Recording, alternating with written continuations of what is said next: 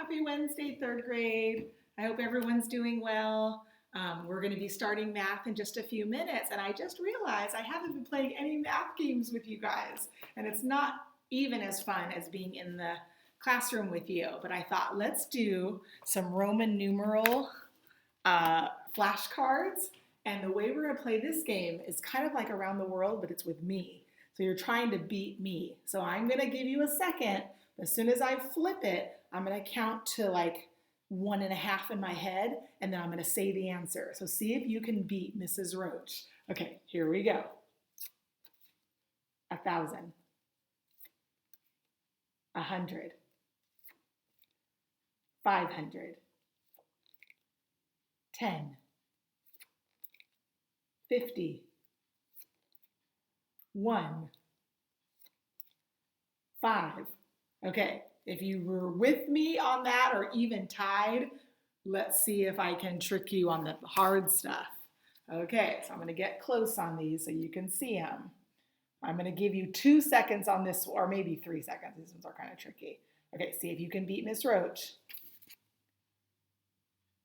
2020.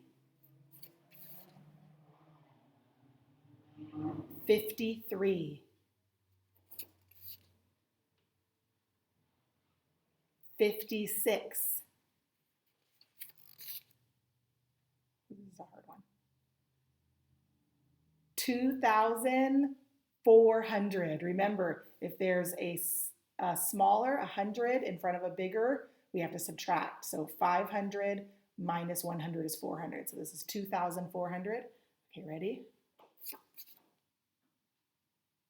2011. 215. 4. Remember, it's subtraction. 1 minus 5 is 4.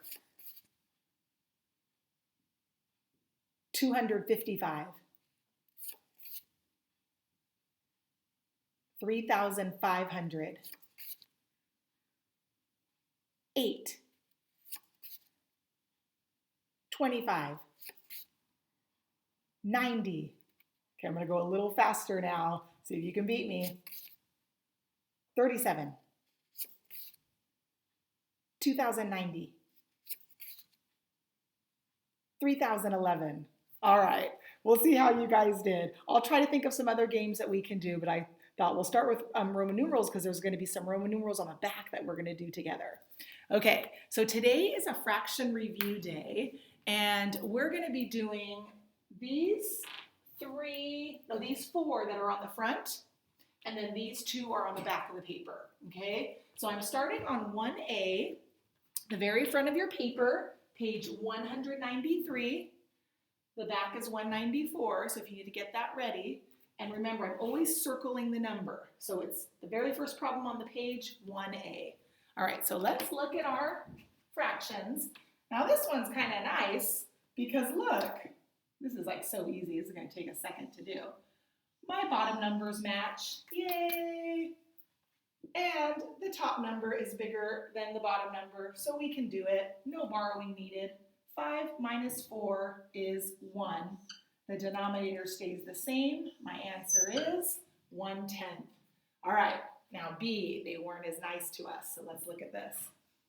We've got a 5 on the bottom, and we've got a 3 on the bottom. Those do not match. Whenever our numbers don't match, what do? Let's count dude. I'm going to grab a different marker here. Okay, so if I count by 3 and 5, let's see if we can find a number that matches, because that's what let's count dude means. It means let's count. So here we go. 3, 6, 9, 5, 10, 15. Ooh, nothing matches. Normally we have a match by 3, so we got to keep going. 3, 6, 9, 12, 15. Oh, look at that. 15 matches. So we're going to turn both of these into 15s. Okay, since neither of them are 15, we've got to change them both. 5 times what makes 15? 5 times 3. So whatever I do to the bottom, I do to the top. 3 times 3 is 9. Let's look at our next one. 3 times what makes 15? Just the opposite. 3 times 5. So 1 times 5 is 5. All right, now we run into a snag. Can I take 9 from 5? I certainly cannot. I'm going to cross out my 2, make it a 1, and then remember I'm going to give 1 as a fraction to my 5/15ths. I always look at the bottom number to see how I want it to match.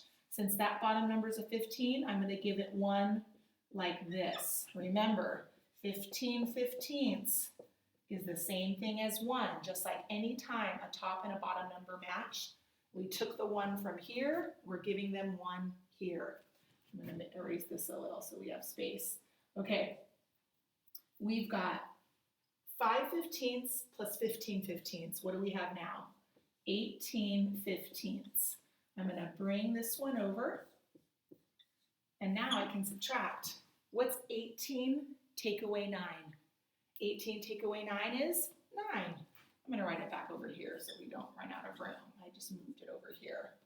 And then 1 minus 1 is 0. So there's no whole number. Am I done? I'm waiting for you guys to decide. We need to reduce. Almost always you have to reduce, guys. So it's always something to look for. Never be like, okay, I'm done. Phew. Always check. Is there a number that can go into both of these? Does anyone recognize a number? Can I count by 2 to get 9? 2, 4, 6, 8, 10. No. How about 3? 3, 6, 9. Okay, let's check with 15. 3, 6, 9, 12, 15. Yes, that works. So we're going to divide by 3 here. How many 3's can go into 9? 3. How many 3's can go into 15? 5. So my final answer for 1B is 3/5. If you went ahead, check and make sure you got that right. Okay, since I had to erase over here, this was 2A. So I know I think I'm skipping. I think there's one more of these that you guys could do on your own. But I'm going to go to 2A because I want to review our multiplying fractions. Let's remember our tune. Multiplying fractions is no problem. Top times top, bottom times bottom. Okay, so let's multiply and then always check if we can reduce. That's right. Okay, top times top. 5 times 5 is 25. 6 times 7 is 42. All right, now that's a big number. Let's think of all the things. First of all, can I count by 25 to get 42? No. Can I count, are they even? Let's check. I'm looking up for you guys. 5 is not an even number, so no. 2 is, but they would both have to be divisible by 2. All right, let's think of 3. I can't count by 3 to get 25. That's not going to work. Let's think what makes 25. So 1 times 25, what else makes 25? Well, 5 times 5. That's the only other way. Can 5 go into 42? 5, 10, 15, 20, 25, 30, 35, 40, 45. No, remember 5s, when all multiples of 5 always end in a 0 or a 5. So 42 wouldn't be. So actually, guys, even though this looks so big, I cannot reduce it, okay? All right, let's look at our next one. Top times top. Oh, this is a nice easy one. I like when they give us easy ones. 1 times 1 is 1. 4 times 3 is 12. So that one was nice and easy. Okay, all right, so you'll notice that I skipped the word problems. Those take a long time to do together, and since we have such a short 15-minute window, I want you to try those, but don't stress out about it. See what you can do, and then when we connect later, we can check and see kind of how those went, okay? All right, so these Roman numeral ones on the back, I was looking on the back for some fun ones. I was going to decide to do multiplication, and if we have time, maybe we'll do a multiplication as well. But the Roman numerals I feel like you guys like, so I said, let's try those. And this was kind of an interesting direction, and actually I closed my book, so let me get it back open here. Remembering what they told us to do. So they said to multiply the value of each Roman numeral by 12. So we have 2 things to do here. First, we have to figure out what is this. And then when we get it, they want us to times it by 12, okay? I'm going to use another marker here just to make it a little darker. Okay, so let's first look at our x's, okay? So what does x make? Well, we know x is 10, so x 10 plus 10 makes 20.